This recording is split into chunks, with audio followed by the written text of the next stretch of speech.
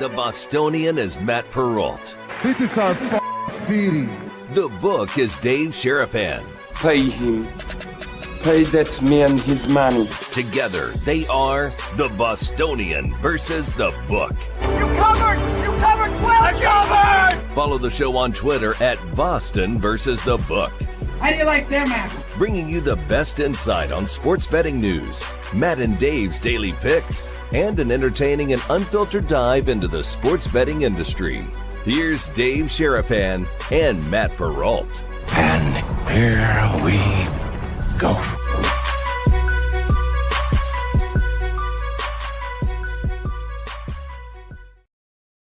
It's a Whale Watch Wednesday brought to you by SportTrade. How are you, boys and girls? Welcome into another episode of the Bostonian versus the Book. Dave Sherapan and Matt Perrault with you. We will be joined today by Jack Larkin of SportTrade. He's going to step in, tell us all about the tape and what's going on behind the scenes at SportTrade. They've received some pretty interesting action today on the golf and whatnot, so we'll do that in about 20 minutes or so. He will be joining us. We are live on YouTube and Twitter at Boston versus the Book, replayed on SportsGrid TV and on SiriusXM channel 159.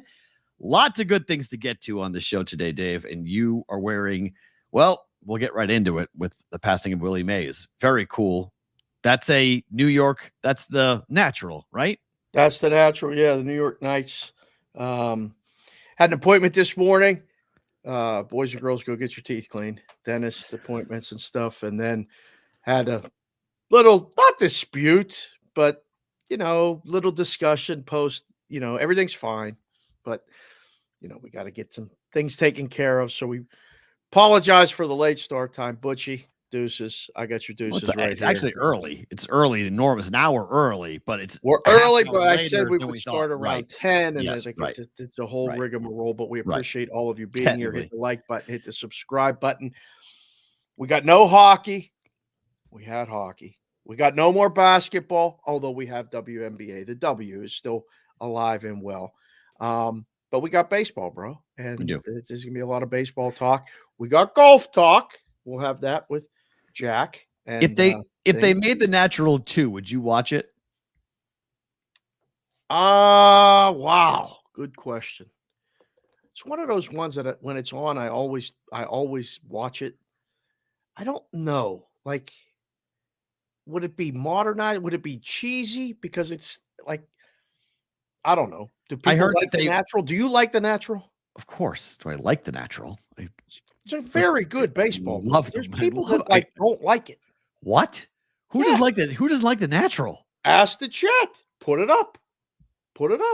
Or just type it in the chat. We don't need a poll yet. It's too early. People are following him right now. But do you like the Natural as a baseball movie? What would be the rejection of the Natural? What's not to like? It's a little slow. It's a little hokey. No. It's a little hokey. Dude gets shot. He loses his baseball career because of a crazy woman. It's a phenomenal tale as old as time.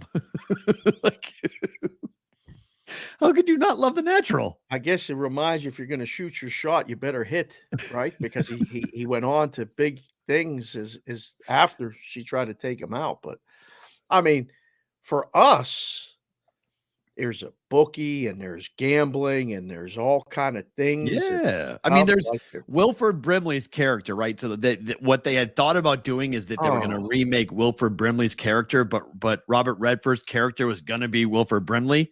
So the cycle was going to go. Oh. So he would be the manager and really? Yeah, but there's all thought, did he die at the end? Oh. Do you know what I mean? There's all these questions about how the movie could have gone or how it went. And they didn't naturally, not the pun, but they didn't leave themselves an opportunity to make a 2 is what people have said. There wasn't a good place to make it for 2. The book was better. Interesting. Wow. The book is better. Mr. Anderson says. Field of Dreams is better than The Natural. I think it's a different type of movie. Different. I think Field of Dreams is more like Disneyland. The Natural is an actual piece of art to me. Oh. The Natural is a movie that has such an interesting look at just society and the way that characters are developed. And I mean, Robert Redford's so good. He's so damn good in that character. It's just, an incredible piece of art where Field of Dreams is amazing. Don't get me wrong. I love Field of Dreams. There's way more memorable scenes, but you're not going to convince me that the best baseball scene ever is when that ball hits up to the lights. It's tattered and he's running in slow motion around home plate, around first base. Yeah, some people think that that's so ridiculous. But that's the whole point. Like it's a movie. I mean, yes, it's ridiculous. It's a movie. I'm with you. Like we watch a movie where a guy snaps his fingers and half the everything alive dies. Like, like we watch. That's a movie. Yeah. So is it unrealistic? Sure, but it's a cool moment that the guy hit the ball, hit the cover off the ball, literally hit the cover off the ball. I think. I mean, I don't think there's any argument. It's a top 5 baseball movie of all time. 100%. Like, where does Bull Durham rank in that? I really like Bull Durham. I really like Bull Durham too. I mean, it's 8 Men Out, it's Field of Dreams, it's The Natural, it's Bull Durham, and then you can make a case for the 5th one, right? Sandlot might be in there. Major League is in there. Top 5 baseball movie of all time, Major League. Oh my God, it's classic. It's the Cleveland Indians and Bob Uecker and all the scenes. And I can't put that. Jake Taylor. I can't put that. Wild Thing. It's a good movie. I can't put it in the same category as 8 Men Out, Field of Dreams, The Natural. It's not in that same category. Major League is okay, but they really watered it down with Major League 5. Like, I mean, they did after they kept on making them. They kept on you kept on making them as be like, like stop making Major League movies. Like, stop it. You're ruining. Yeah, Major League 1 and 2 would have been enough. Like, two, that was good. Angels. If you're saying Angels in the outfield, guys, you're young. That's all. That's all I gotta say is that you're young. If you're dropping Angels in the outfield, if you're dropping Angels in the outfield, you're young. Like, that's what that tells me is that you're under the age of 40. Like, you're 30 something. If you're picking that movie, I don't know though. The argument I'm here for. Bad News Bears. I'm here for number 5. Oh, those top Bears is tremendous. Come on. Those top 4 for me are I'm not listening. I'll listen to the 5th one. I'll argue. You can have an argument as to what's the top 5, what's number 5. But those top 4 in any order that you want, I'm cool with. But those top 4 are those top 4 baseball movies of all time. What are the top 4? Major. Sorry. The Natural. Okay. 8 Men Out. Okay. Field of Dreams. Okay. Bull Durham. Okay. Those are my 4. A bunch. I love the baseball movies. Mr. 3000, good call. Pierre and the Cut. That was top 5. What are you talking about? You guys are like in hokey. Bernie movies. Mac. These are hokey movies. Bernie Mac is not going to be in a top 5 baseball movie of all time for me. Sorry. Bernie Mac was one of the best. No, he was on the Brewers. I'm not here for Bernie Mac. I'm sorry. I'm just not here for Bernie Mac. What? I can't. I just can't. No, I just can't. I can't. No, sorry. I can't. I mean, they're just, again, I'll listen to 5. I'll listen to you can have Angels of the Outfield. Is A League of Their Own a baseball movie? 100%. It's in the conversation. 100%. Okay. Might have the best quote of all time for baseball. There's no crying in baseball. I mean, that line is unbelievable. That's it, Roger. I mean, that line is tremendous. When Tom Hanks says that line, are you crying? You crying? There's no crying in baseball. Right. It's tremendous. When she didn't hit the cut, and he's just sitting there shaking her. Yeah. Mr. Baseball, Tom Selleck, JPC the 4th. Wow. Moneyball's tough, Anderson. That's tough. That's tough. Because it's a baseball movie, but it's not a movie. That's tough. Because it's a movie about the front office in baseball, but it's more about the people than the game. So that's a tough one for me. It's a great movie, though. It's a great movie. Moneyball is a phenomenal movie. That's it. I love it when he's on the phone. It's such a good scene. It's so there's some really fun. It involves the Red Sox. It involves, there's all sorts of with Oakland, Billy Beane. The Sox tried to get Billy Beane. He stayed with Oakland. That's when they went and hired the kid and said, all right, Theo, we're not getting Billy Beane. It's your team, Theo. Go ahead. And the rest was history. Is the Benchwarmers a baseball movie? No. Okay. Not in the same categories we're talking about. No. It's For the Love of the Game is okay, but I put it in the same category as like The Rookie, Like these like Disney hulky. Oh, There's all these like man, Disney. Rookie. Yeah. Oh, Why? such a good So movie. why can't Costner be in more than one? Why is Oh that? boy. Now, Bill, what are you doing, Bill Tarleton? Why? So What do are we we have doing right a rule that you can't be in more than one? Oh, I don't. I mean, I have not watched the Kevin Costner, the whole Western thing that he's doing, but I've been told that it's tremendous and everyone I should watch it. Right. I just haven't gotten into it yet. Because I like that type of, I like Westerns a lot, but I haven't, for whatever reason, I just haven't got involved in that type of, in all of this new stuff. Why you haven't got involved? Because we're working every day, trying to get more people to come and watch the show, listen to the show, download the show. Everyone tells me Yellowstone is really fun. And I like Dances with Wolves a lot. I mean, actually, I was one of the people that sat through it for the movie. I went to the theater and saw it. That movie? Yeah, I liked it a lot. What? I was a movie minor. I mean, I was a film minor in college. I get it. Listen, I love films. I love movies. I do too. But Dances with Wolves. Yeah, good. Oh, great flick. Really interesting movie. And then Lonesome Dove, that whole miniseries. There were two very big miniseries in my life. One was Lonesome Dove, the other was Shogun. They were like transformational type of like watching in the 80s. The original Lonesome Dove and the original Shogun. So I've watched, and then they just redid Shogun, which is unflippin' believable. If you haven't watched that miniseries yet, or that shit series on Netflix, go watch it. It's awesome. It's really good. I think it's on Netflix, right? Shogun? No, it's on FX. Sorry, it's not on Netflix. It's on FX. Really good. This is another. I mean, we're up over 600 shows. We've reached that crescendo, boys and girls. Thank you again for watching and listening. We've now able to say we're done 600 shows together, and I'm just finding this out now about Shogun and what Lonely Wolf? No, Lonesome Dove. You don't remember Lonesome Dove? You don't remember that miniseries about the Western? Oh, it was so good. Not the biggest fan of the Westerns. For me, not my thing. Yeah, I missed that whole thing about the Westerns. Did you watch Westworld? No. Oh, Westworld's good too. That's until they. Nope, you froze. First freeze, cash the tickets, P-roll. First freeze is under 15 minutes. Under 15 minus 125. Cash it. Back. You're back. The first two seasons of Westworld are really good. Season 3 and beyond, stupid. They went all crazy, but one and 2 is really good. Westworld is good. Westworld's good. The first two seasons were really good. Wow, Mr. Anderson says it's good. Okay, I trust Mr. Anderson too. It's really interesting. So, all right, what happened last night? The great Willie Mays passed away at the age of 93. The stats for this guy are incredible. 24-time All-Star, 2-time NL MVP, 12-time Gold Glove Award winner, 6th in home runs, 7th in runs, 10th in RBI. 12th in hits, won the 1954 World Series with the Giants, and had arguably the most famous catch in World Series history. What is crazy about this, Dave, is that I've been talking to my friend TJ for the last couple of days about this, because he really wants to go to the Major League Baseball game with the Giants and the Braves on Thursday. Okay. In Birmingham. They were doing this for Willie Mays, basically. They were doing it to honor him at Ricketts Field, to have this huge event all around the Negro League and what has happened around Willie Mays.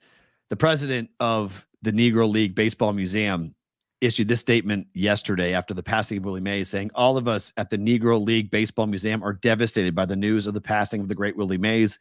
Willie so beautifully represented the heart and soul of everything that made the Negro League special, on the road to becoming a Hall of Famer, and in the hearts and minds of many, the greatest major leaguer of all time. While our hearts are heavy, we'll remember and celebrate him for the unbridled joy he brought to the game. We extend our heartfelt condolences to the Mays family and his legions of fans worldwide." I mean, I think you have to talk about him as one of the greatest, if not the greatest baseball player of all time, right? He's in the conversation, right? Without a doubt. There's so many people older than us that saw him play. Legitimately saw him play, not at the end with the Mets, when his knees were, not the same and everything. And they talk about him, and the things they say were just like, he was so different. And he was that one who I heard a tribute last night on MLB with Costas was talking about him, Bob Costas. And He said, I was 5 when I saw him, and my eyes just went to him. I had to watch what Willie Mays was doing at all times. I watched the way he ran in and out of the, from the dugout to the field, and how he ran the bases. And then, yes, the way he caught the ball, and what he just your eyes knew that it was different. And then you see these numbers and you go, how is anybody going to do this ever again? Like numbers like this, for a lot of people, he is baseball. It's amazing that he had such a massive influence on Barry Bonds. And Barry issued the statement after learning his passing, say, you made me into the man that I am today.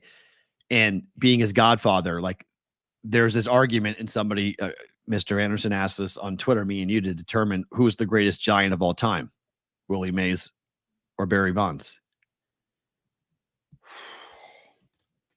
I don't think it's an argument.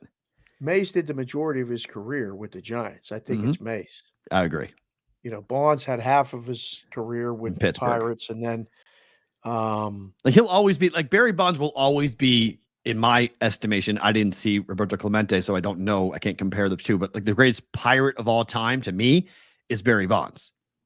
And yet he made all of his noise with San Francisco when he went out west to play with the Giants. Right. But that was all negative noise to me. That wasn't positive noise. Like he was a Hall of Famer before he left for San Francisco.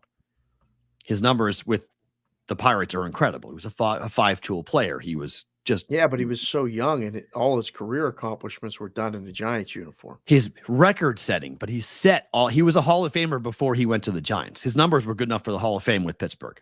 Played 6 years there, though. Yeah. That's it. Okay. I mean, they were good. Don't get me wrong. There was no postseason success, though. Man, by the end, they were like, running him out of town because he couldn't do anything in a postseason. 3 consecutive postseasons of basically nothing. It's Willie Mays. I mean, if you're trying to compare the two, I mean, Willie Mays is one of the greatest players of all time for sure. He's the Giant. I don't even think that's a question. In 1992, with the Pirates, Barry Bonds scored 109 runs, led baseball, had 127 walks, led baseball, had a 456 on-base percentage, led baseball, had a 624 slugging on baseball, had a 1.08 OPS, led baseball, had a 204 OPS plus, led baseball, was intentionally walked 32 times, was the MVP, All-Star, Golden Glove, and Silver Slugger. Which was a lot back then. We walked that many times back then. I mean, that's a stupid season. He had 34 home runs, batted .311, only struck out 69 times, and had 147 hits in 140 games with 612 plate appearances and 473 at-bats. 36 doubles, 5 triples. Stole 39 bases. Almost a 40-40 club. Oh, no. Oh, sorry. Ooh. Sorry. Bless you. I sneezed again. I mean, 92 was, that was an insane season. But his last one in Pittsburgh was absolutely bonkers good. I was going to the games every day. I was home interning with KDK. And like, you got to go to a Pirate game again today. Perfect. Right. Press pass, sit in the press box, go to and do interviews after. It was great. Spent that whole summer at the ballpark. It was just, I really thought they were going to win the World Series that year. Bringing that back up. Man, oh man. Yeah, I won all those Gold Gloves. I don't know. You look at the numbers. Roberto Clemente did it for a long, long time. He did. And I wasn't old enough to, and I'm too young to have seen him play. Yeah. With the Pirates. If you ask people in Pittsburgh, it's Roberto Clemente because he was there the whole career. Long time, right? And he won World Series. And the negative stuff wasn't around him. Like, yeah. There's a lot of negative stuff around Barry Bonds. 1960, 1971, he was on World Series teams. And, that was a big deal to win a world championship. So I think if you got a vote, you ask baseball people, I think they would say Clemente because his entire career was with Pittsburgh. So I don't know. This is, I didn't realize they were playing this game in Birmingham. When are they doing this? Thursday. Tickets are stupid expensive. Yeah, tomorrow. $1,000 to $2,000 to get in. How many seats in the ballpark? Small, tiny ballpark. Like 10,000? I think it might be less. Oh my goodness. Wow. Wow. Let's see. The thing about Willie Mays that you're seeing now with all these tributes, and like somebody mentioned it in Jimmy Jack just mentioned it in the chat, to hear Tim Kirchin talk about Willie and his stories, it's tearful and nostalgic as well. He touched so many people what had nothing to do with baseball. Like they talk about him in that, hey, Willie's here. Oh, well, everybody would run out. Like I heard Harold Reynolds tell a story yesterday on MLB.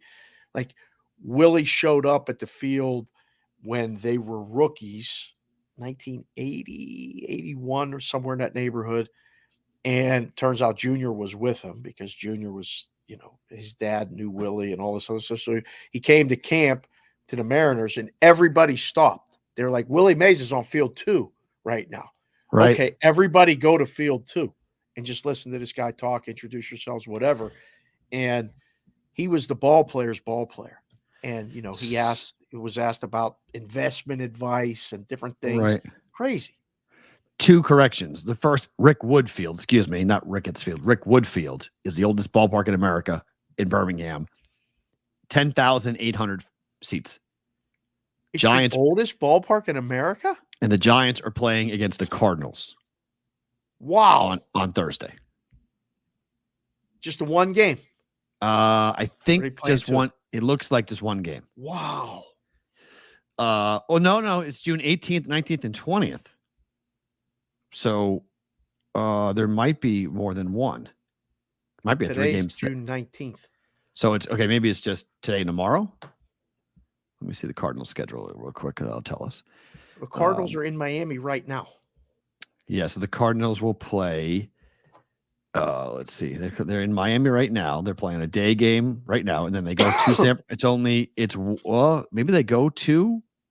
It's at Ricketts Field against the Giants, and then do they go to San Francisco to play the next 2 games? So Thursday they play, San Francisco. St. Louis is at Rick Woodfield. Yep. And then games on Fox Friday. Yeah. Huh. So it's a night cool. game. That'll be tomorrow. Good. Okay. Those neutral site games are like impossible to make the lines for. Oh, because the ballpark itself never gets used. I mean, good luck trying to figure out what the ballpark's gonna have from a I guess make it like a 9 or a 10. You got to guess the total. It's a total guess. You got to see the pictures. Because Friday there's no game. So they play, so they're going to play Friday's travel day. So they play Thursday, travel day Friday, Saturday, Sunday for a 3-game series. But they'll go to St. Louis from Birmingham. Okay. So the Giants, they'll play there, and then they'll go. So that's going to happen coming up tomorrow for Cardinals, Giants at Rickwood Field. 10,800 fans. Fox has the broadcast for it tomorrow. And Willie Mays was supposed to be honored before the game. They had a big ceremony. It's one of those things like you get bummed out about after they leave, or after they pass or whatever, or they get so sick that they can't come to these things. Got to do our best to recognize people in your life, like not just famous people and stuff, like recognize them while they're alive and try to, don't wait. Make them feel good now about what they did, their accomplishments, what they meant to you in your life. I tell people all the time. I mean, you just never know. Right. So that kind of stinks. It is a Whale Watch Wednesday with our friends at SportTrade. Let's bring in our guy, Jack Larkin, joining us here on the Bostonian versus the Book. Jack joining us here on BVB. Jack, Matt, Dave, welcome to the show. How are you? Thanks for being a part of the program today. How are we? Guys, I'm good. Thanks for having me. Oh, where are you? Great to see you, Jack. Where are you right now? I'm based in Atlanta down here in the South. Okay. All right. Well, that's good. You had a hell of a morning this morning. I wake up, we're out 3 hours behind you in Vegas, and Alex is texting me this tape and all this other stuff. I see it on Twitter.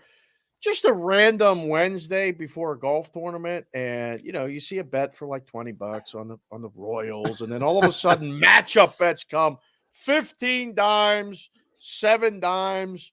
Talk a little bit about how your morning's been today, Jack.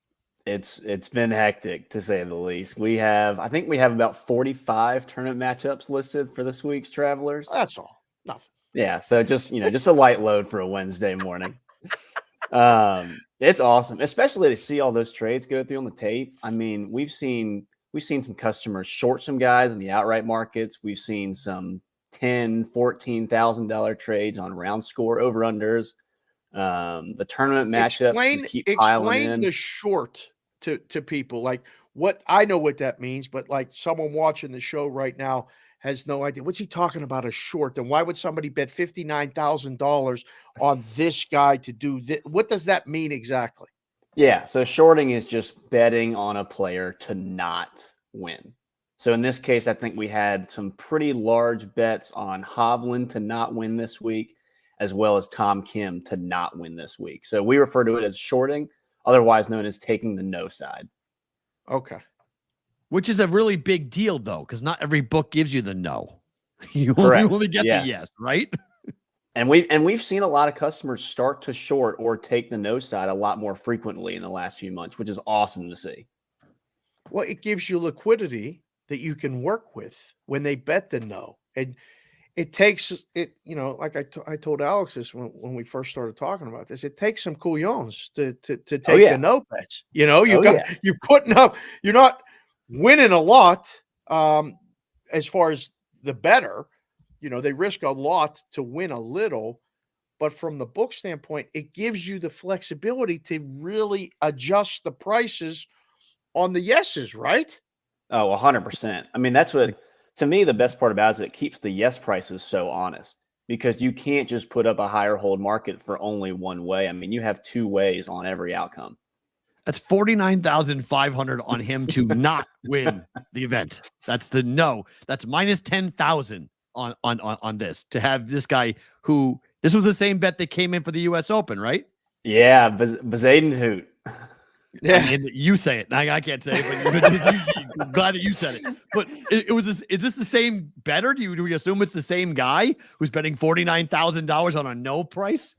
It's tough to say. I mean, we have very few guys that are willing to go in and lay that much juice on a no price. So I'll be willing to bet so.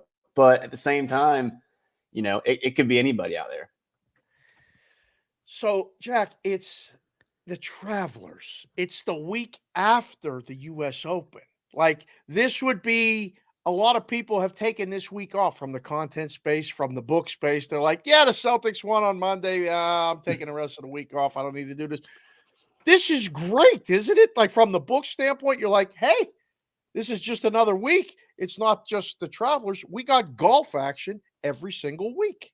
See that, and that's what's awesome, especially with golf. I mean, I think people are realizing how entertaining it is to bet and how often you can bet it on a weekly basis, regardless if it's an elevated event like the Travelers this week, a major like the US Open last week, or an every week event like the Honda. I think people are gravitating towards it, knowing that it's on a weekly basis and that you're always going to see some edges and some sharp action going into those golf markets. Yeah, but this is different because Pinehurst -- the course was tricked up pretty good for low scores and very hard. This is a birdie fest, Jack. Like, you got to be on your game. You're going to get on this best. It's different from the book standpoint, booking it, isn't it? Oh, 100%. I mean, even this morning when we were listing some of these round score over-unders, we're listing Scotty at 66.5, some of the other guys at 67.5. And the U.S. Open, we're listing 71.5, 72.5. I mean, the scores should be substantially lower overall, but I mean, that's what makes it so great on a weekly basis.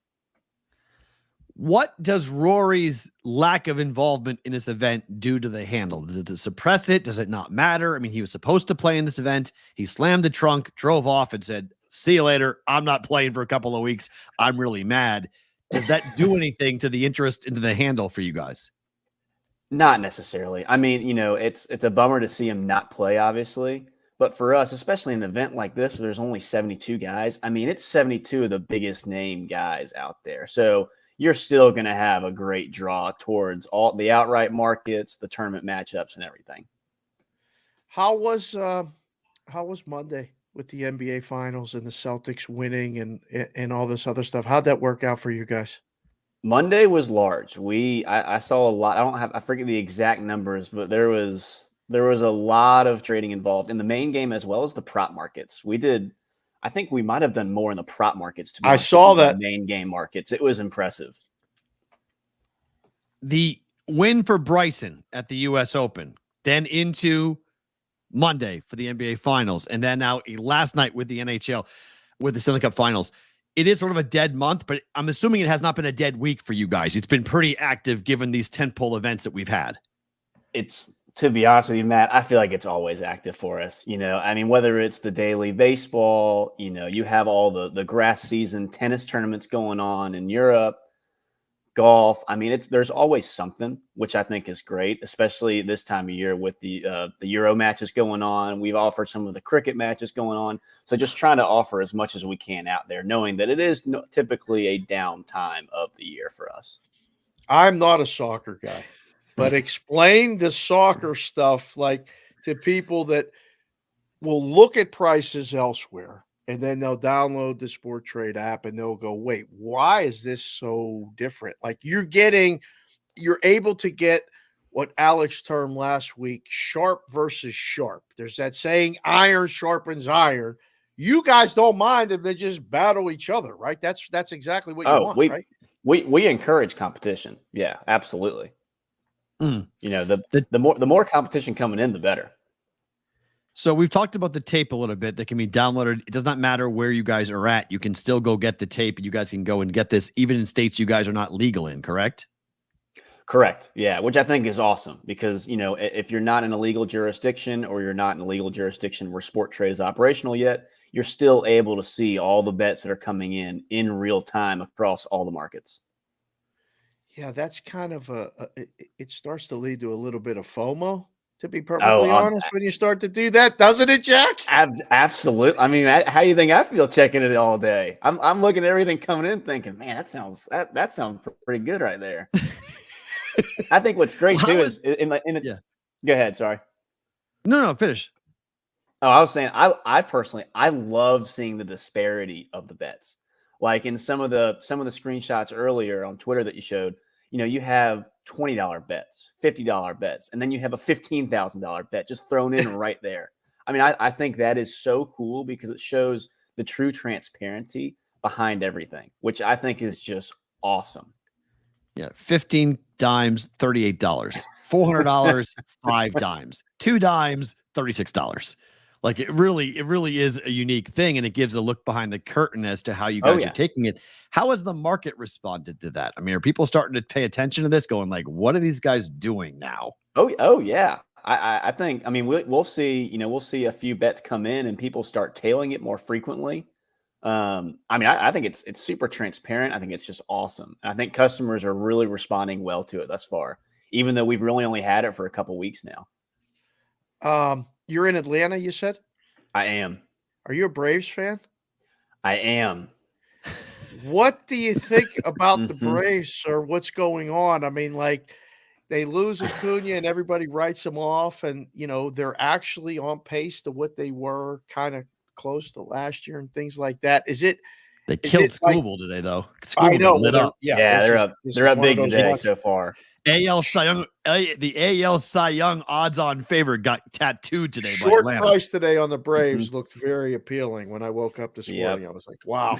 But no, as a Braves fan and down there, what's the state of mind of Atlanta or a Braves fan like yourself with what's going on with this team? I mean, listen, there's no way to sugarcoat. It's a massive bummer to lose both Strider and Acuna. I mean, those are two of the best players in the game by far. At the same time, personally, we have so much depth, and I think that we've gone through ruts in the past where we've gotten cold with the bats for the last month or so. But I think we all know that we can still compete, and we're still one of the best teams in the league. And as the playoffs have alluded to the last couple of years, it doesn't necessarily matter if you are the best team come September with the best record. As long as you're in the postseason, you're playing well, and it's anybody's game. So for us, it's just continue to have the next man up mentality and, keep trying to get hot at the right time. Are you guys where are you? What's the market feel for Georgia in the SEC, given how different the league's going to look? Because basically I know in Atlanta, the Falcons play, but ever since 28-3, you guys don't want to talk about the Falcons, and I get that. So Yeah, Georgia correct. in the SEC, okay? Georgia in the SEC. Are you guys like, we're excited to see Oklahoma and Texas, or like, great, Saban leaves, and now we got to deal with these two programs? No, you got to be more excited. I mean, especially too, given this year, the first year of the 12-team college football playoff. I mean, the excitement levels could not be higher, especially too, like with their whole recruitment and NIL. I mean, it's a year-long deal. So, I mean, everyone's staying in tune, keeping updated. We're excited for the season. I unfortunately can't go to the Texas game, but I know a bunch of people here in Atlanta that are going out there for the game, and they are beyond excited for it. Any thoughts on you guys offering to make the playoff? Yes, no's, like things like that. We have in the past, yes. We more than likely will. I don't want to commit to it 100%, but we have offered that in the past. I think with the 12, like you said, you may get some more bets and liquidity. I mean, like if you need me to text Alex, I will and say, listen, get Jack on this. I will have a meeting together. Let's put up 20 teams. I think you could put up, maybe even 30 because only 12 could make it and really play with the yes, no's. College football is going to be very exciting. Oh, it's going to be awesome. I can't wait. You asked about market, so I'm going to ask this question because I was going to get into this later in the program, but you guys are legal in New Jersey. Mm-hmm. New Jersey has just approved betting on car jiu-jitsu. It's car jitsu. Car jitsu. So it's jiu-jitsu in a interior of a car, usually a sedan. You guys are legal. Are you guys going to have to make a market for car jitsu? Matt, I saw that and I did a double take. I think I read that like 3 times before I actually believed it. We might have to take that in and see where it fits in our new product roadmap, but I don't know if it'll be anytime soon necessarily. Listen, Jack, this is the last one for me. It will, Matt will tie it up and we'll let you go. But the beauty of doing what you guys are doing is that you can pick and choose what markets you want to put up. And that is a perfect example of let's have a meeting real quick when they send this out and go, you know what? Let the other books do this shit. We don't need to do car jitsu, but you can do stuff where you can offer matchups and take 15 dimes a matchup on, what did you say? How many matchups do you have today? We have 45 listed this week. Whole tournament matchups, or does that include first round matchups? Only tournament matchups. 45. See, now I would rather you do that. Like, stay with that SportTrade. Stay with stuff that people are going to bet, and like we can all, for amusement purposes only, entertain the car jitsu market. Right. Absolutely. Jack, thank you for coming on. Guys, go download the tape right now. Available on all iOS devices. It is free.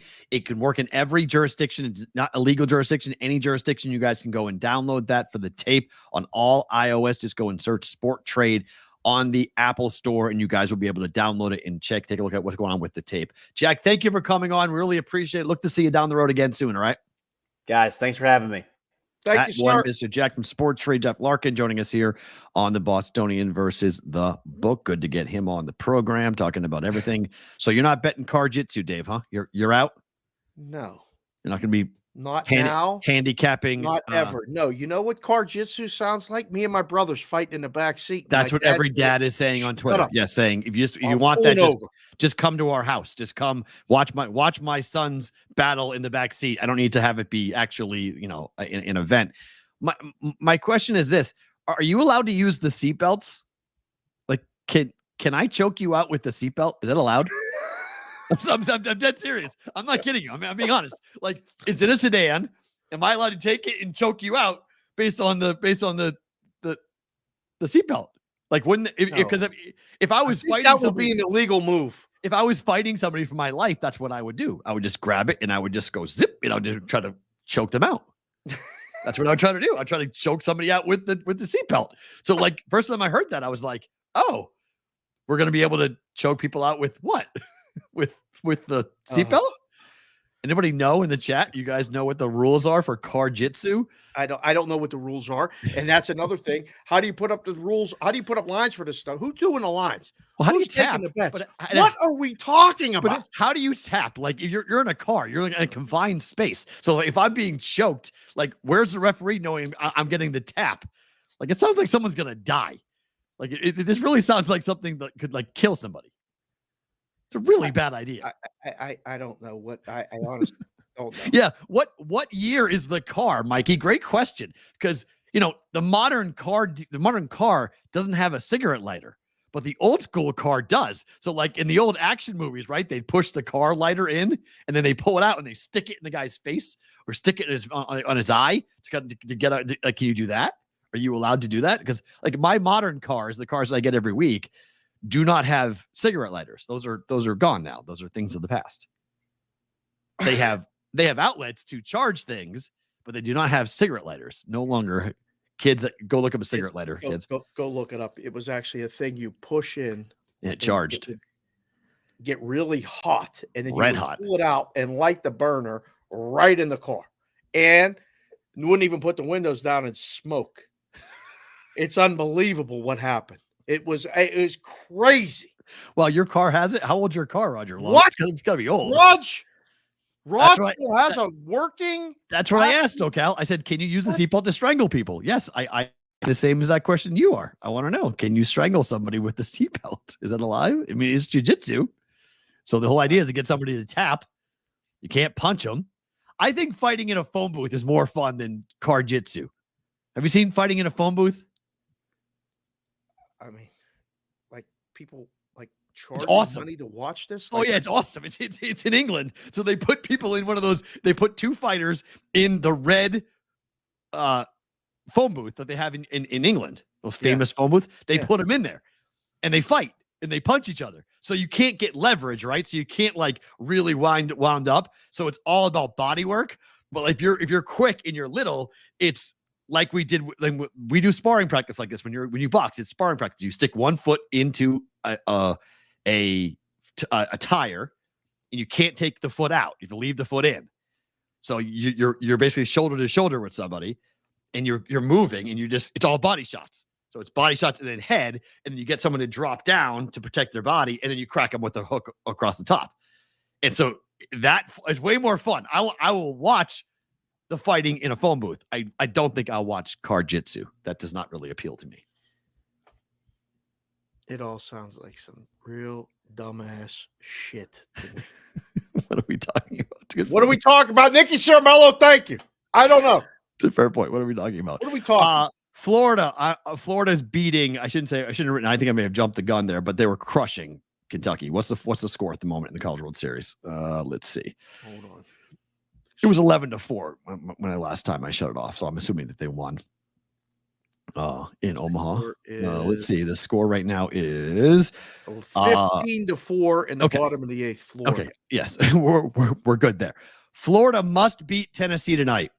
Got to do it. They got to win two games. Florida State must beat Tennessee tonight. Minus 180. Tennessee beat them twice. Total's 11.5. Yeah, to advance, they have to beat them twice. Can they beat them once? No. Oh, Florida State could outslug them. Oh, this game's going 11.5. You see the wind? No. See what that kid from Florida did today? Whew, grand slam in the first inning and a 430 home run in the fifth. They're eight hitter.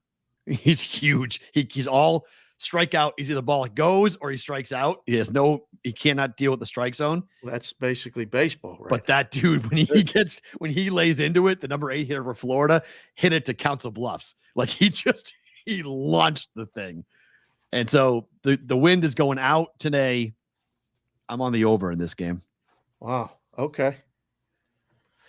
Marlins just went ahead 3-2 in the bottom of the 6th, by the way, against the Cardinals. Just okay. Keep an eye on that. 7-0 Braves. Tops. 7-0 Braves. Time for a time watch.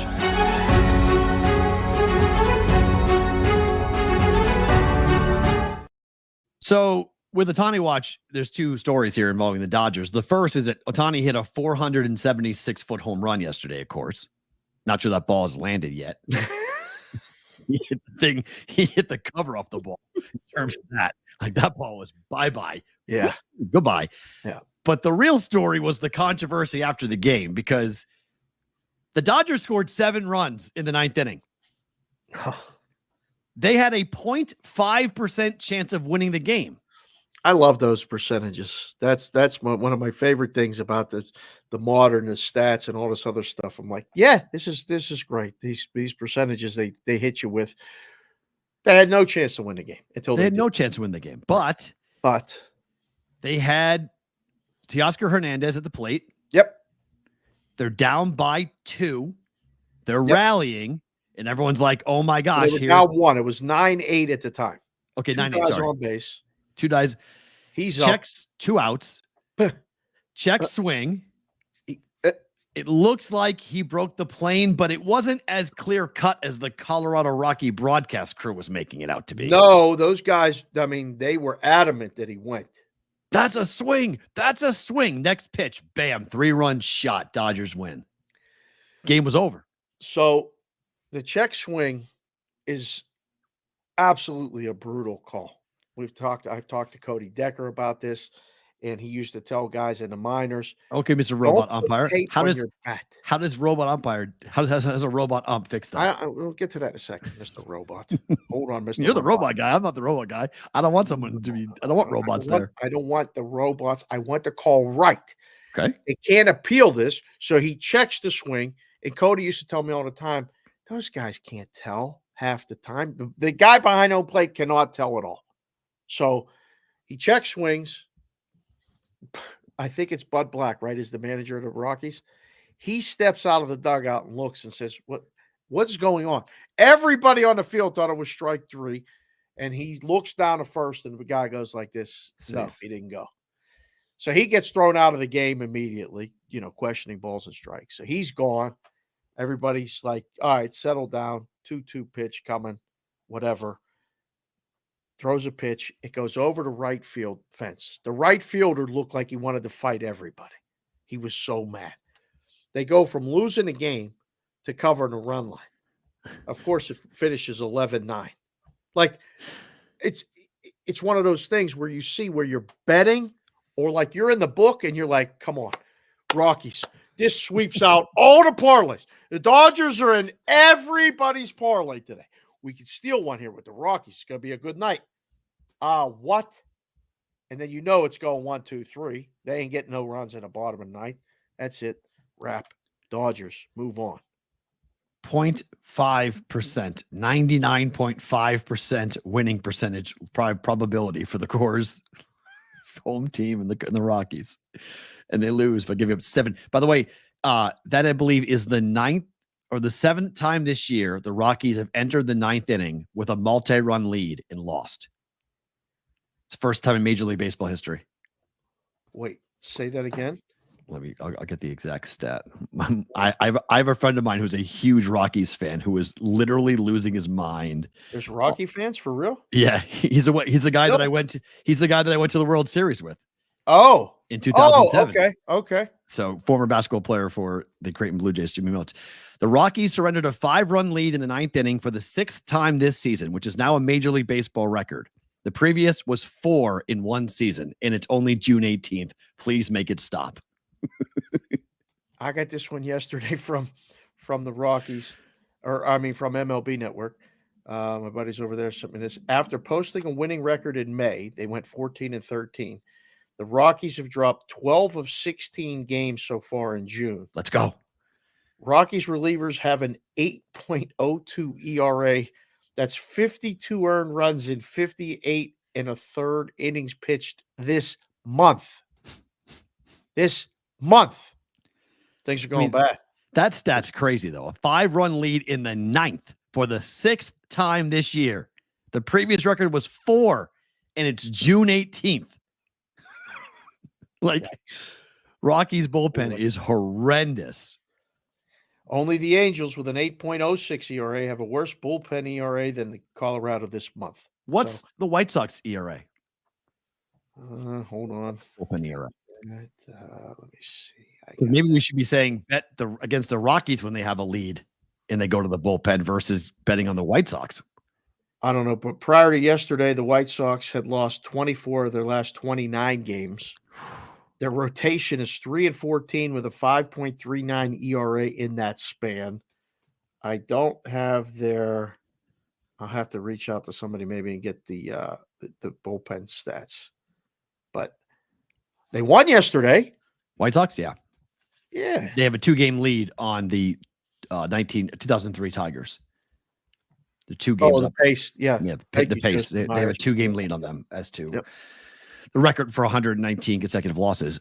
Aaron Judge hit on the hand with a pitch yesterday. Every Yankee fan was praying for a negative MRI / picture of the hand. I asked X-rays Kurtz negative. this last night when right after it happened. Kurtz, Mr. Yankee guy, was on with us, Right. with me and Wetzel. Are guys getting hit in the hand more now because they're out over the plate more? Like they're diving in, like the ability to get out of the way. No, it's all the Inside guard. pitch. It's the guard they have on the elbow. It's all Why they this. getting hit in the hand then? Because that's just natural, right? A ball coming at your head, you naturally just do that. Like that's just natural to pull your hands in and to turn. And so the one thing that's exposed as the ball's coming in is the top of your hand. And so you get smacked. And from what I wouldn't know this. I've never played baseball at that high of a level, but the guard that goes over the top of the back of your hand is super uncomfortable. Oh, it's the worst. We To tried bat it. with. We tried it for the kids. We Yeah. tried using those for the girls because Doesn't work. Kylie bats lefty, Okay. throws righty, right? So her pitching hand Is her bottom. exposed on the bottom. So it was always when she was playing, it was someone having their throwing hand exposed on the bottom was always a concern. Righties batting, righties throwing, it's on top. You can just pull your hand back if you have to. But the opposite was always tough. And so we tried one of those things. Couldn't ever get used to it. It was very uncomfortable. So I don't know what the defense is other than, put that big ass pad that you're wearing on your forearm in front of it. And Yeah, but that's not natural though. It's hard to do that. It's not, if you have this, it's not natural to hold that up like that. That's not natural to get hit like that. The natural inclination is just to pull your hands in to protect yourself. Like it's just that you hide behind your shoulder. And so if the ball's coming at your head, it hits your shoulder first, but your hand's still exposed. So that's why you're naturally just turning and that leaves that left hand exposed and you get hit. It's 100 miles an hour. I know you can't even see. I almost lost an eye last night because I was measuring something and I clicked the it was like a 10-foot measuring, like a automatic pullback on the tape measure. Oh, no. And the thing came through and it crinked and it came slapping up and it almost I watched it come at my eye. And I just turned at the last second and it smacked me here and on my nose. Went bang, bang. I thought I was bleeding. I was like, Jesus Christmas, what's going on? This is horrible. But this is bad. All this time alone over there for you right now. Not good. You almost lost an eye. I almost lost an eye. So but I saw it coming and I was like, ooh, here we go. So it was pretty wild. So I'm measuring out the doggy play area, Steven Anderson. My goodness gracious. Careful now. Why is everyone? What were you measuring, Matt? It was 10 feet. It wasn't that. I can promise you that. It's 10 feet. If it was okay. And it wasn't a basketball hoop. It was not a basketball. It was inside square foot area where my dog's going to live for 2 weeks.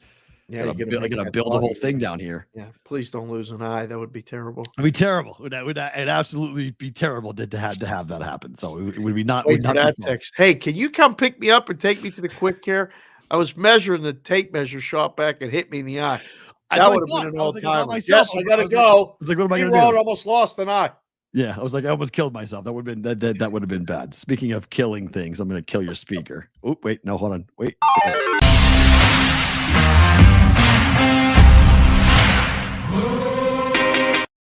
Hit the wrong one. Sorry. It was my fault on that. Brigade Proxy NFL story of the day. You guys can join the Brigade Proxy service by texting us at 702-570-8255. Here's a memo, guys.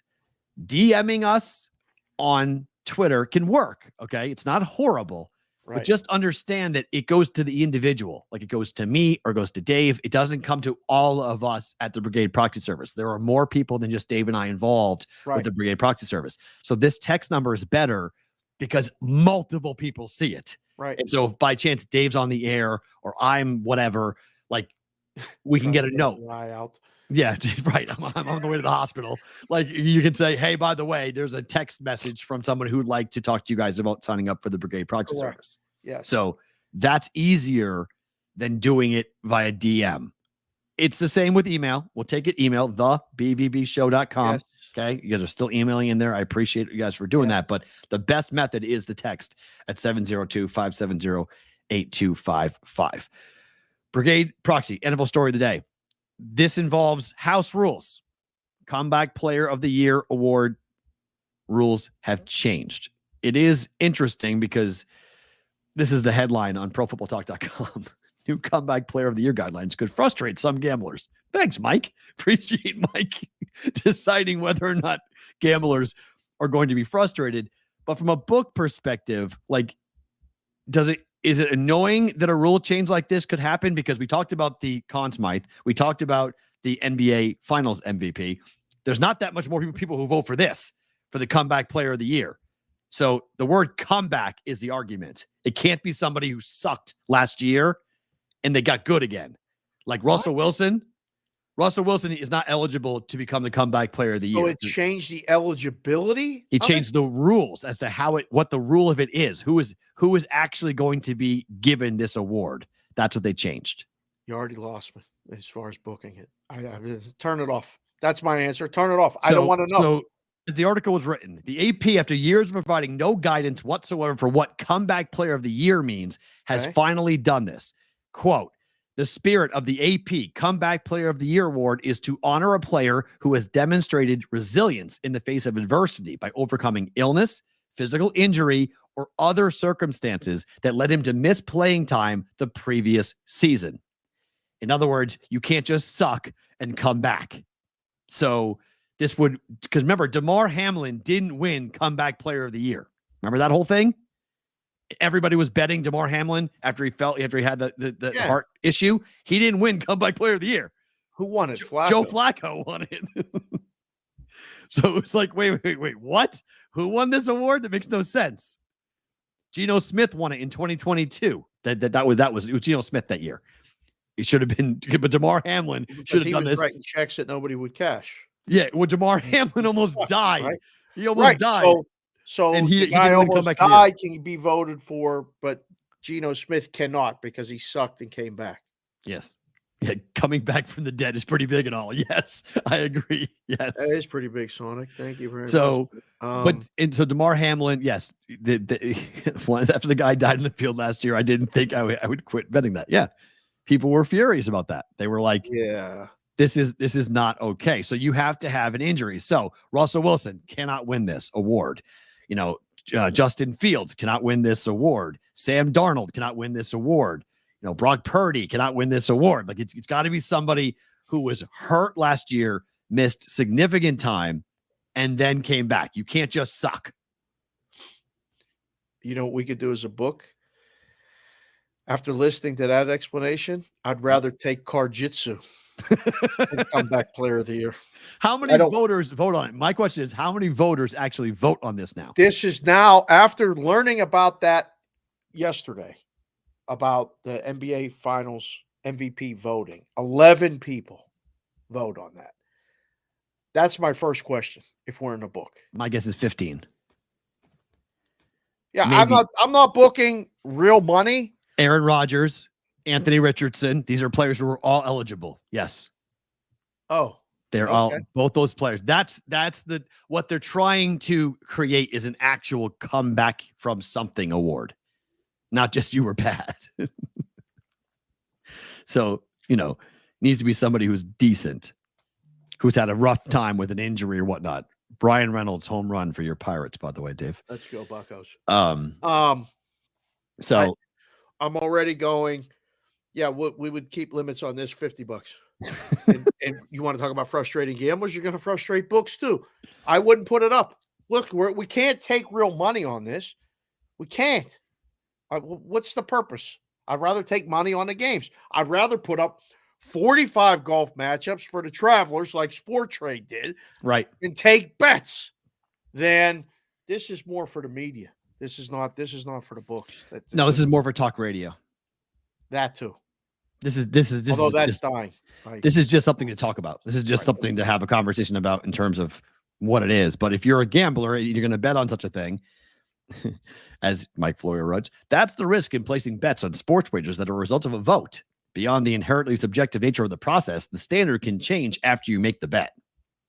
It'll be interesting to see whether any of the sports books will offer refund wagers placed on players who didn't miss time in 2023 due to illness or injury and would simply be coming back from sucking and or not being in the starting lineup. It will also be interesting to see if certain players are removed from the board. So Mike Flory now is advocating for refunds. We need to have Mike on the show. I met Mike summer last year. I saw him at the Super Bowl, said hello. Yeah, we can have Mike on the show, talk about this. Like, hey, Mike, no more refund talk, please. No, see, Flacco was on the couch. Was a better comeback than that. Bless you. It's not a comeback. That's not coming back. It just means nobody wanted you. They need a different award than a comeback. You have to come back from something. Well, he came back from not playing. Yeah, but that's not enough. I'm not giving someone now that argument right there makes me want one thing: hit the stinger again. hit the stinger again. We need it right now. Why? Please. Just hit it, please.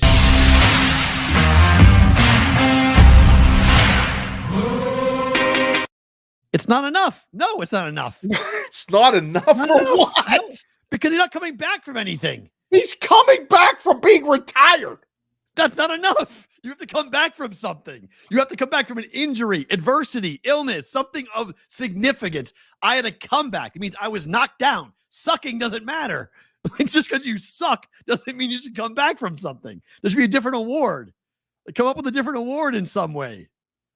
The awards are all ridiculous. I don't need to take I don't need to take bets on it.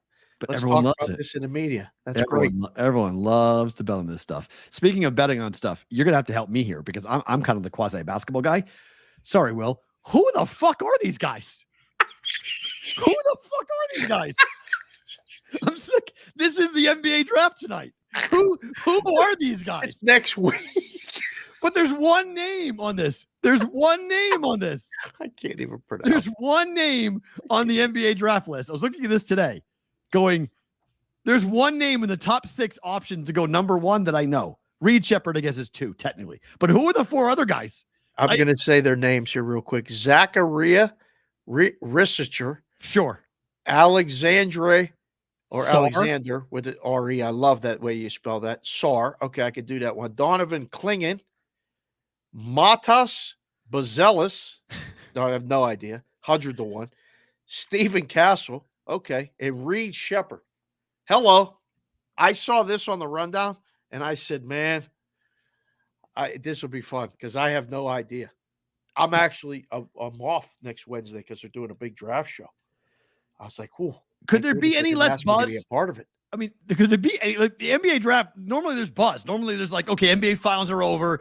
Let's look ahead to the draft when the draft's going to be done. Let's see who's going to be taken. There's no talk. There's nothing. Who's betting this? Klingen and Castle were on UConn's. I know who Klingen is. Yes, I don't know who Castle. I know who Klingon. I know who Reed Shepherd is. He was with Kentucky. I get that. The other 3 guys, the guy who's the odds-on favorite to go number 1, I didn't hear of till today. It was the first time I ever heard of his name. Like, who are these guys? I have no idea who these guys are. I have heard no buzz at all about none. This. Zero. None. There's no. That's how bad the draft is. There's nobody really people are talking about. Like none. Like no one. Like maybe that's why people were betting on Bronny to go number 1 because they don't know anything else. Like they don't know anybody to like bet Bronny to go number 1. That's it. There's not actually people betting on Bronny to go number 1 bet. It's a number 1 bet prop on the draft. Is Bronny going number 1? Like number 1 in the whole draft? Correct. Yes. That makes me want to get back into business. Yep. It's the number 1 thing they're betting. That can't be. It is. It's like false narrative. That's got to be complete nonsense crap. I don't know. I mean, only the books know what they're taking, but that's the number 1 bet prop at most books is Bronny James. I You're mean, watching the show. FanDuel has Bronny James props. Has just Bronny James props. That's it. Who's going to take him? What position he's going to go? Yeah. FanDuel, Bronny James draft position is over under 40.5. Odds on favorite. The Lakers at plus 125. The Suns are at plus 550. T-Wolves 750. Dallas 750. Raptors 750 to draft him. Wow. Like these are just Bronny James props only. That's it. It's fascinating. It's just something to do. It makes me want to get back into business. I'm going to have to call somebody right now and say, "Hey, put me on the NBA draft team, risk team, please. I'd love to help with that. Just make sure I get a piece of it all." 40.5, by the way. 40. I mean, 40th means at second round, maybe. It's maybe second round. Second round, maybe, right? Maybe. It's a maybe second round. Yes. It's a me might get There's only drafted. 2 rounds in the NBA draft now, right? Correct. Yep. Split up on different days. It's Wednesday, NHL Thursday. draft is at the Sphere next week. Mm-hmm. Do you see the pictures they put on the screen last night? Oh, it's going to be unbelievable. Really? Yeah. Yeah. It's going to be unbelievable. It's going to be pretty cool. It's going to be neat to watch. I wouldn't want to go to it, but it's going to be neat to watch. I mean, I wouldn't want to go to it. Saturday's going to be a busy day. That Saturday. We got go to the NHL draft and then shoot over to the UFC and then I'm on a plane. get out of here. Then I'm on a plane. And go. Then I'm on a plane. Yeah. Right. It's going to be one of those crazy days. Yep. Busy days running around, but I have no desire to go to the NHL draft. None. Zero. Zip. None. Told you Jessica used to go. She was the one. She drove to Montreal and Quebec and she used to get all the signatures. I just told her this week. I'm like, it would be really come full circle if we hustle you and the girls to go to the NHL draft and take pictures with all these kids that are going to be top draft choices. And in a couple years, we'll have pictures, autographs, and things from, who knows what. I don't know. Cards are coming back. I just found this out. Like trading cards, baseball cards, hockey cards, like they're coming back. Jess used to take a sheet and have Timu Solani sign 20 cards. And he did it? Oh, he couldn't wait to do it. She had the big hair. She had a lot of things working. You know what I'm saying? Young kid. Yeah, they were like, yeah, sure, honey, I'll sign all these. And my buddy was, had a card shop. The NHL draft has to be worse. You can't pronounce none of their names. We could do a segment. Just give me the top 10 names. That'll be fun. Be great. A lot of Russian names and what? Swedish names. Yeah. The Nordic little pronunciations. Yeah. Not easy to do at all. All right. To the W tonight. The Fever and the Mystics. The W. Up to 5. Mystics have 1 win on the road this year. Total is 167.5. Mm-hmm. Are you changing at all? You're coming around at all on this idea that people are watching and betting this? Because they keep on setting TV records every time they're playing. Oh, no. People are watching and betting this. People are watching it.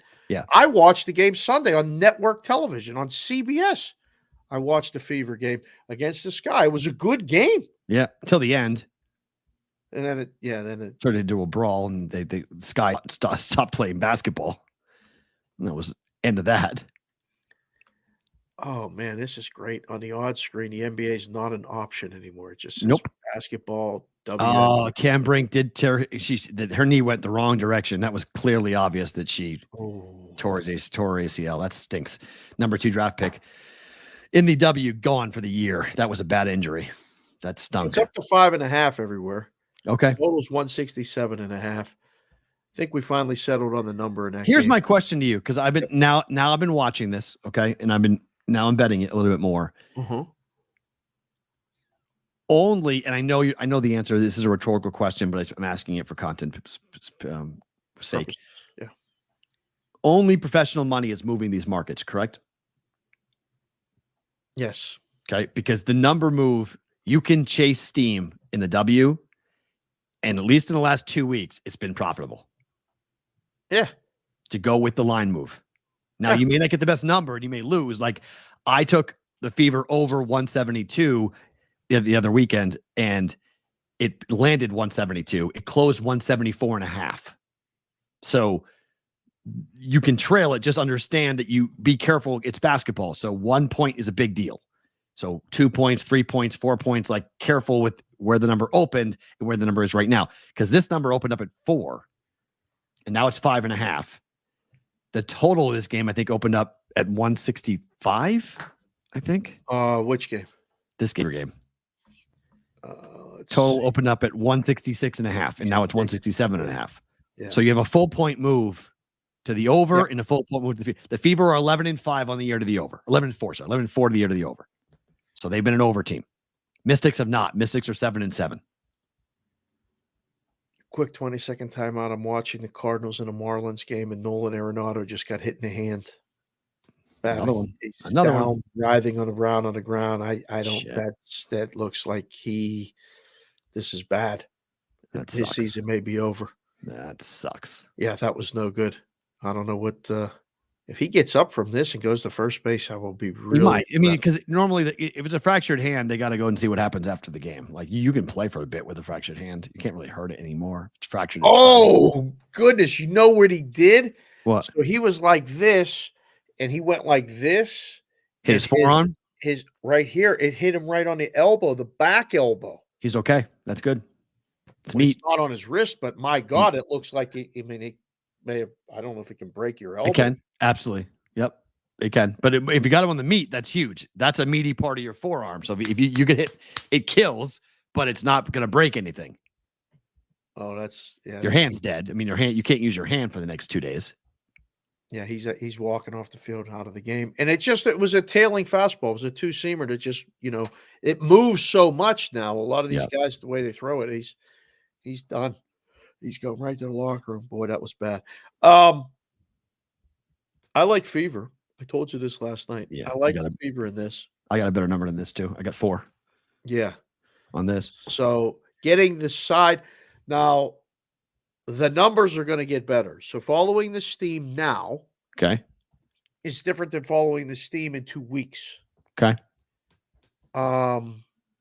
There are certain groups and people, the steam, they believe a certain thing, and a lot of times they will repeatedly bet it, whether they're right or wrong. Like they were dead ass wrong on it with the Mavericks. They bet the Mavericks. They bet the Mavericks. Yeah, but the NBA is different though to me. Steam is steam. Yes, Butchie, I bet overnight. I get lucky. I have all the good numbers today for the W. Yeah. So I'm my CLV is well adjusted today. Does it matter? Maybe not. It doesn't always matter. Doesn't always matter. You know that. But yeah, so watch the numbers. Like I think it's worthy, and like Dave's Daily Picks is writing articles about the WNBA. Mm-hmm. And you guys can follow him. He's a big part of the chat. But the numbers move so much that I worry about writing a piece because you're writing a piece and the number overnight, it's 4, it's 5.5 now. It's a totally different bet. It's a different handicap now. He's writing it on the overnight too. Right. It's hard. I mean, I'm betting it overnight. I'm talking about it overnight, but I'm running into the same problems that like people are now going, wait, Matt, it's 5.5, or I'm on the over for Vegas in the next game. And it's like, wait, it's 71.5. Like I'm betting 2-3 points less than what the number is closing at. Yeah. Just tread with caution as you do this, and you catch us. We start a little earlier today, but when we're on, the number has kind of settled. The steam is different with different sports, right? Like football steam is one thing. Right. That's why I'm asking. A lot of that late, right? Because public money, you can have different liabilities, like the books on the high price ticket, watched events. The movement is different. Like this is a more volatile market. One max bet moves this thing a point, is it not? It depends. It might move it 2. Right. So like you can have more influence on the market, right? On the books, risk averse versus risk, right. Welcoming, and so. Some books may move, a limit play on the side point. Some may move it 1/2. Some may move it 2. The totals fly. Like you could be on an overnight and have it 4 points to the better. Well, I have it 2 points to the better as of right now with Vegas and Seattle. I bet over 169.5 last night. It's 171.5 now. Right. So when you guys are getting to us, and again, if you're watching us or listening to us, we appreciate the hell out of you. Hit the like button, hit the subscribe button, tell somebody about the show, get them involved. We appreciate all of it. No, you're not going to get the same number as if they listen to the juice. Yes. They're not going Right. to get the same number. It's important to listen to that early Yep. and try to get that number. Only It only doesn't for, even like- mean that you're going to win. Correct. Right. And That's it's just what most have to understand. that's what I'm more frustrated is the wrong word, but like watching this and watching how it's betting and like the volatility of the W market right now is pretty dramatic. Like it is sliding around like the numbers. I told you last night, we were looking at the line movement for the Fever game. In the line move for the Fever game, I was asking you, I was like, what the fuck is going on with the Fever game? You're like, what do you mean? I'm like, I'm watching the line move. It's 5.5, 6, back to 5.5, back to 6, back to 5.5, back to 6. And I'm like, wow, there's really two different opinions as to what this number should be. Great. This number should be, they're getting, I asked you, I'm like, this is pro money. You're like, yeah, it's pro money. They're actually taking bets. It's moving it around. It was, Superbook. It was DraftKings. It was Caesars. It was, with multiple books. You go back and look at the line history and you're just like, man, there's like 2 hours differences. So this is actually like, you're like, wow, actually real bets are actually being placed. It's 2 hours difference as these numbers are moving up and down. It's So fabulous. As the book, this would be a great thing for the business, not just because it's women's sports, but because it's June 19th and it's not baseball. It's something that can provide liquidity and business and opinions and markets. And it's basketball. That's it's basketball. Everything else, it's basketball, which is over great. baseball. It's basketball. Jiu-jitsu, right? Which is better, and we get to watch the games and kind of treat it. There's an in-game component to it. So whether it's rhombus, parallelogram, sharp, square, pro, Joe, the book don't care. Taking 5.5, laying 5.5, taking 6, laying 5.5, take 6. I don't care who you are. I'll sit there and let you do that all damn day. That's great. Now, if you bet it, keep your own results and form your own opinions and your own numbers. Know when you see that like Vegas is -7 today against Seattle, was 9 last time they played when it opened, and now it's 7. What does that mean? Figure it out on your own. But she's right. 11-10 always wins. That's right.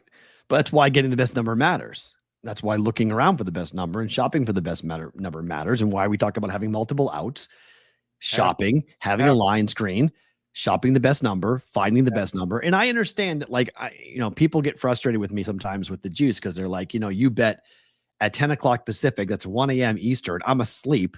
By the time I get up at 7 o'clock and check and listen, the numbers moved. And I'm like, yeah, I mean, that's gambling though, because a guy on the West Coast who listens at midnight, because the thing comes out at 10:30-ish, 11 o'clock Pacific, he goes and gets the best number. Like, it's just when the number gets played. And sometimes I'm on the wrong side. And sometimes I'm right for being on the wrong side because it doesn't always win. Like, I think as novice gamblers, and I had to learn this the hard way, like, we feel like just because the number moved with us, it's going to win.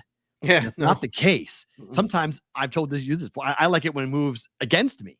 Like, I actually like it. You like it a little too much, but I like it. I'm like, good. I'm against the move. I'd rather be against the move. Just because when you're against the move, not always, but you're with the book a lot. You're on the book side a lot because the number moved. They took a max bet. The number moves. You're on the book side. The book needs that to lose. So I've said it a million times. I'd rather be on the book side than anyone else on the other side, sharp or public. Doesn't matter. I'd rather be on the book side. Doesn't always win, but the book side is a good side to be on most often. I told people this, and I figured this out the hard way. I figured it out at a very young age. I don't always need an opinion. I just know from the book, it's better when the book doesn't have an opinion. Sometimes when you don't know, let people bet and just get enough. The 11-10 eats it up. It eats it up. It eats it up. And then you just go, hey, we need this side. We win a little small. We need this side. We win a lot. There you go. Win-win. That ain't bad. Yep.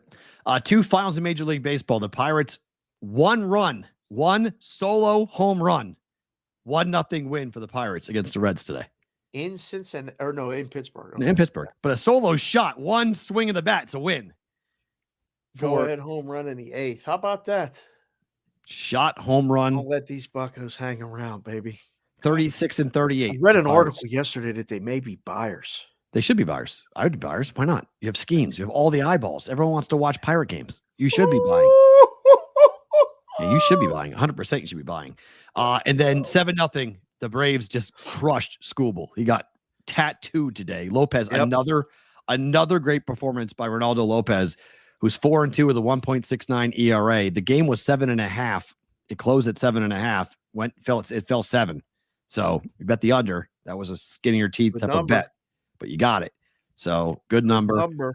Good shutout. Another really impressive performance. And the Braves now 24-13 at home. Lopez is now 5-2. He went 5 innings, 7 hits, no earned runs, 6 Ks. Skubal 4 innings, 7 hits, 4 earned runs. He did have 7 Ks, but he gets the 3rd loss of the year.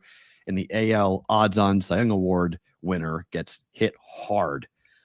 The Yankees get Garrett Cole back tonight. They're laying $150 against the Orioles. Total is 8. Can't wait to watch this.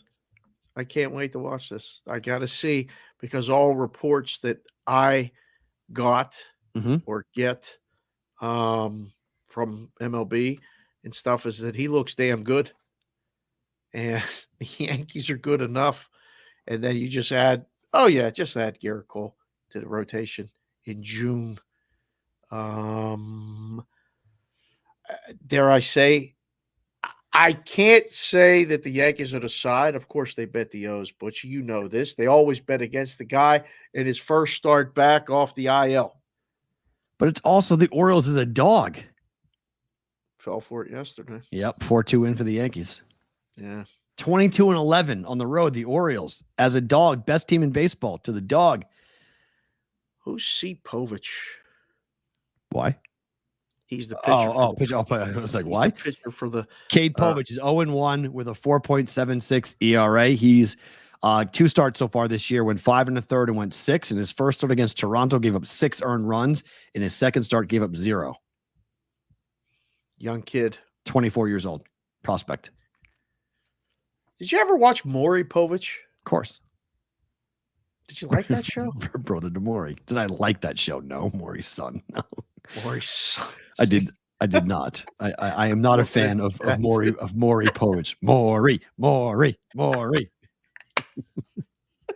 Every kid who skipped school or was homesick, we all watched that garbage TV. God. That and the guy from Cincinnati. Jerry Springer. Jerry Springer. That was it. I learned that guy was the mayor of Cincinnati. I was like, how could that be? You guys elected that clown How to could be that your be? mayor? Like, how's that possible? How what are you is doing? that possible? He's a TV show. You are not the father. You So bad. spent too much time watching that Claire check. This is the game of the night for me. I Heck yeah. We got to see. There's a couple interesting maybe matchups. No, I mean, look, it. I'm watching the Royals now. After what we heard yesterday, the second I see a slide, the second I start to watch the Royals leak oil, I'm jumping on that train. He said 30 and 50. He thinks they're going to be awful. I mean, yesterday, if you missed the interview yesterday, go back and watch this yesterday because Joe Sheehan was phenomenal. And we covered a multitude of things with Joe Sheehan. But one of the things that popped the most for me was I said, I like the Royals. I like Reagan's. And he was like, red flag, bad. Like second half collapse coming for the Royals. Reagan's going to tire out. Do not like this team in the second half. And it's great because Joe, again, and just go to joesheehan.com and he writes this newsletter about baseball and has been a baseball writer for years. He don't get caught up in anything talk-wise. He's looking at numbers. Like he called himself a stat nerd, so I'm not doing him any injustice. But he looks at stuff just with the numbers. Right. And a lot of times I love reading stuff like that because in doing the content and then, when I was in the room and trying to do the numbers, you got to kind of keep them apart. But now in the content space, you can kind of meld them and take something from one thing, take something from another. Mm-hmm. Him saying that yesterday made a lot of sense. And he writes about that a lot of times you'll see it in writing that he says it before it actually happens. And you're like, damn, I feel pretty good about that. Like yesterday, after we finished the show, I did a couple things and I looked at the game and I went on SportTrade and I said, I like the A's. And they ended up winning. And Wetzel was on the Royals. He was like, do you really like the A's tonight? Or are you just saying that because I said I like the Royals? I'm like, no, I like the A's. He's like, they've won in 9 in their last 10. I'm like, I know, but it's not a right matchup. Like, you can really only look at the Royals right now when Reagans pitches. Right. Or when Lugo pitches. Right. Yep. Lugo on the road too. But I mean, I want to watch. They're gigantic favorites today. Minus 180. Yeah. It's too high. Let's see where we go. I mean, I would tend to agree, but I want to watch this and see how it all plays out. I mean, the number, you can get it as low as minus 171. That's the low I'm seeing on the board. Circa's at 75, Superbook's at 76, South Point's at 75, but like DraftKings is 185. So DraftKings is up higher than this number. Well, that leads me to believe that there might be a little bit of playing offense at a couple of the local outlets here, saying, yeah, we're not letting you take the dog at that price. You want to do that? Go to the rec book and do it. That's what that says to me.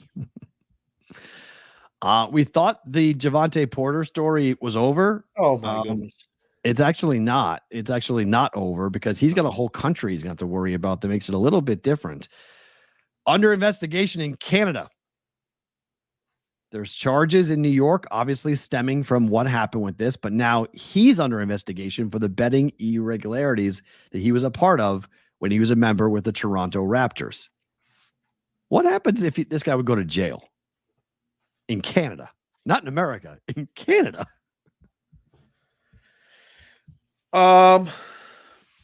Nothing good. I mean, personally for him, it's bad, but if you have to get to the point where I don't know what the charges are.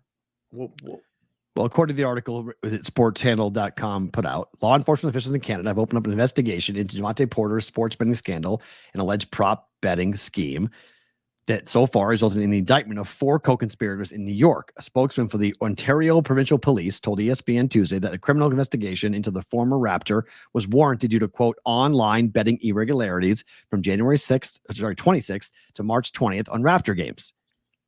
So they're going to hold him accountable for being a part of this. They're investigating him, not the people that placed the bets. They're investigating him in Canada for what he did in the games when he was a Raptor. All sounds terrible. Terrible for him. Terrible. I mean, absolutely terrible in every way. Terrible. It's going to. Is it going to open another can of worms? I mean, I don't think so, but like if he flips in Canada, right? If they go and get him and they want to have him flip, right? To say, okay, tell us the full story or you're going to jail, and that happens. I just wonder what the U.S. investigation looks like, because does it expose anything with the U.S. investigation? Because it didn't include the player. It only included the gamblers. Porter didn't get in trouble in the United States for it. In Canada, he might get yet. He didn't get in trouble yet, right? Well, I mean, I don't think if the NBA maybe they're power, saying in Canada he's here. Let's do it here first. Oh, you think they're working together? So get him in Canada first? They have to be. Because if he's there, like, and they charge him here, he just won't come back. Like, do they have to extradite him and bring him back? Like, I mean, well, we have to get him there. That, but we have that relationship with Canada. Like, if you're wanted for a felony in Canada, we send you back to Canada. Vice versa. If you're wanted, if Canada has you, I don't know. Okay. Oh yeah, extradition. We extradite all the time back and forth. Okay, that happens all the time. Yeah, this is a legal portion of the show. Yeah, if we want you, if you commit a felony, we want to extradite you in Canada, and they have you in custody, you're brought back down fast. Like, okay. So, and vice versa. So if you're wanted in Canada and the United States gets you, you're going up there. They're deporting you to Canada. Okay. All right. So bad. Yeah, I saw that one in the email and I went like, oh. Money laundering, tax evasion in Canada, potentially. It's also fraud. Yeah, he'll be extradited. Yeah, I agree. He'll be extradited. 100%. Fucci, I agree. Oh boy. I'm just curious as to what exactly is the next step. Because if Canada throws the book at this guy, does that change what we do here? Like, do people here go, wait, if Canada's going to go after this guy, why aren't we going after him? Right. Like, why are the United States just going like, it's fine. We got the 4 guys. We're all good. I don't know. Again, it's great that sports betting is legal and it's in everywhere. And it's like, okay, but now what? Like, what did we do? And it's not good. Why did nobody see the possibilities of all this before? Because it just paints it. We've had people on. This is not a positive story for the industry at all. Bad.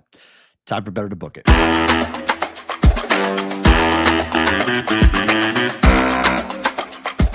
Before we do Better to Book It, we have to talk about the hockey. We didn't mention. Oh, that's right. Oh, sorry. I forgot about that. We skipped over that. Mention the hockey. I didn't mean to do Addison, the wrench, just came in and said, well, where's the hockey portion of the show? Didn't mean to do that. I apologize. We got time to do it right now. Oilers drag the Panthers back to Edmonton for Game 6. How good of a game did they play? That was fantastic. That was a team desperate, backed into a corner, all those things, all those analogies, all those cliches that you could possibly use. Like, if you're holding that Florida ticket right now, you're going, it's going 7. Friday's going to be a damn national holiday. I can't wait. We're going to be on Sports Grid Friday night. It's going to be show. We aren't going more than 2 hours, right? 2 hours. Thank God. That's okay. 2 hours. I don't need to do in-game for hockey, please. I like hockey, but I'm not need to do in-game for it. No, we'll do it. We got 2 hours. We'll have guests, we'll have graphics, we'll have all that stuff. The Panthers are in trouble, AOW, and you think so? You think they think so? They got down. That third period was so good. They were charging. I felt like Edmonton was holding on. 100%. And then Kachuk made that play at the end. I wish they scored a goal to tie it because we're going to forget about that Kachuk play. But if they had come back to win that game and win the cup, that would have been immortalized. That would have been a statue in Florida. They would have put the Kachuk dive. That was unbelievable. Right. That was such a play. Unbelievable play. And then McDavid just took it and scored. Guys got 8 points in 2 games. It's the most ever in cup history. So the texts were coming a lot last night while we were on. Yeah. Sports Conn Smythe, even if they lose. Conn Smythe discussion. Even if they lose. Bobrovsky out. Yeah. He's plus 600 now. Who wins it for Florida if Florida wins Game 6? Barkov, or you give it to the loser. You give it to McDavid, even if they lose. Wow. I mean, McDavid's the odds on. Florida's still favored in the series, and McDavid's favored to win the Conn Smythe. So the odds tell you the books think that's going to happen. I didn't think it was going to happen last night if Florida won. That was the discussion on the air with Wetzel, and a couple people were texting us and specifically texting me going, if Florida comes back and wins this game, can McDavid still win a Conn Smythe? I said, that's an insult. I don't think so. They won the series 4 games to 1. Not 5, but in 6 or 7, I think he can. But now, yeah, now he can. Now it's real. Yep. It's very real. He was fantastic last night. That move he made, the pass, when he zipped around 3 guys and sent that pass across for the 4th goal I got me out of my chair. I was like, man, I love this game so much. I love watching it played like this. And damn, I don't want it to end. Addison said it yesterday on the Twitter, and I answered him, and he said, my wallet says Florida, but my heart says Edmonton in Game 5 because I just don't want hockey to end. I feel the exact same way. I want to see Edmonton win Game 6 because I want to see a everything game on Monday for Game 5, for Game 7. You think it's done? You think it's Edmonton's winning Game 6? I do. We're going 7. Is this where the long flights come into play? Hell yeah, it does. Right? We talked about this is where flying. I mean, imagine being Florida versus being Edmonton on the flight. You're jumping on, if you're the Oilers, you're jumping on that Oh. plane. You're good to go. You can't wait to get back home. Get ready, get riled up. You're Florida. You're like, oh my God, we got to get on this plane.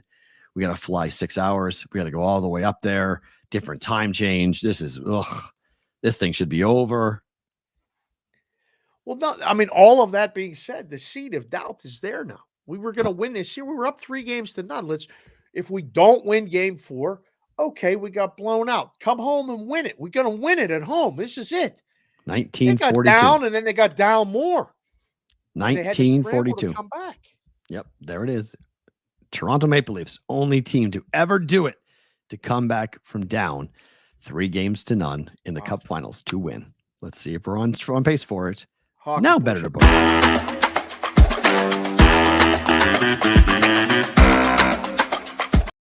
Apologies. Fingers all over the place, boys and girls. Love Fever it. -4.